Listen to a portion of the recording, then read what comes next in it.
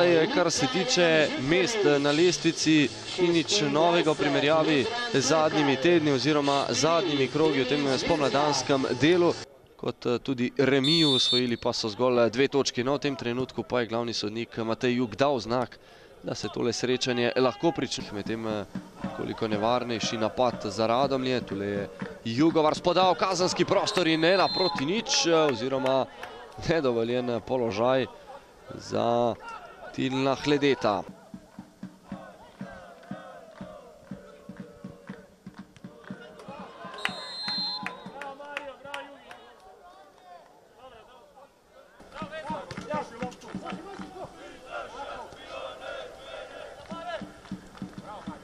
Sedaj tako na drugi strani napad za ekipo Aluminija in tole je vendarle zadetek.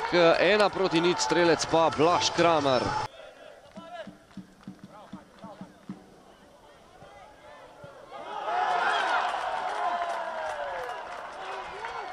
V prvi vrsti psihološka pripravljenost, kajti enostavno je zelo težko igrati. Poglejmo si tole priložnost, 2-0, ampak nedovoljen položaj.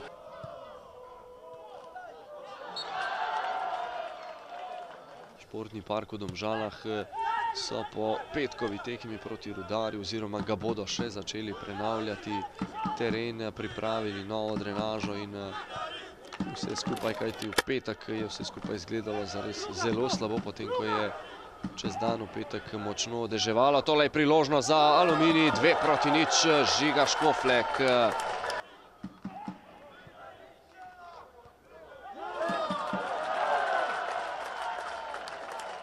Prosti strel, izvajal ga bo Milan Kocič.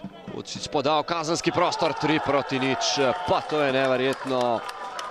Blaž Kramer, 3-0, kako amatersko delujejo vsaj na današnjem srečanju nogometaši Radomlja za zadnje minute in potem svojo ekipo tudi popeljal do tega, kar so si želeli. 3-1, Luka Cerar.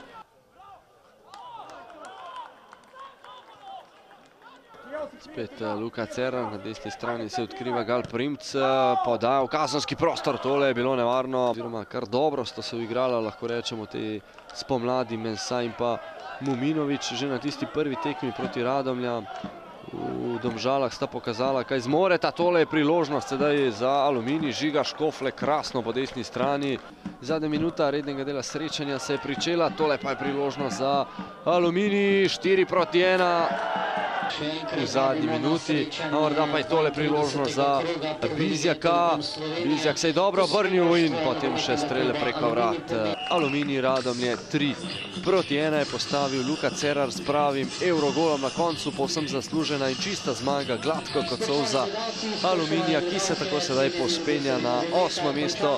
Radomlje pa nadaljujejo svoje mučenje v letošnji sezoni v prvi ligi Telekom Slovenije. Pa prije samo komentar, zaželio bi NK Radomlje sljedeću sezonu da se vrati nazad u prvu ligu što prije, jer pokazalo se i vidi se da je to jedna mlada perspektivna ekipa i ja im želim stvarno brzi povratak. Što se tiče nas, ponovno 2 različita poluvremena. Prvo poluvrijeme fenomenalno odigrali, postigli smo 3 zgoditka, puno lijepih akcija, agresivno, taktički, disciplinirano, sve je bilo ok. U poluvremenu sam naglašavao da ne bi se trebali opustiti i dopustiti protivniku da oni naprave nama pritisak. Upravo se to i dogodilo. Prema tome s drugim poluvremenom ne mogu biti zadovoljan, ali na koncu 3 boda, jako važna 3 boda. Čestitke igračima, s obzirom, iako zbog drugog poluvremena dali su svoj maksimum, pomaknuli smo se s te 9. pozicije i sad nas tek čeka prava borba. Pa čestitke Aluminiju na zasluženi zmagi. Vidjeli smo 2 različita polucajta, polučasa. Prvim smo bili neprepoznavni, drugi smo igrali to kaj pa navadi, to sezono igramo. Pa žal spet razlika u kakovosti. Naše številne priložnosti, ki mi ne iskoristimo, nasprotnik skoraj vse svoje.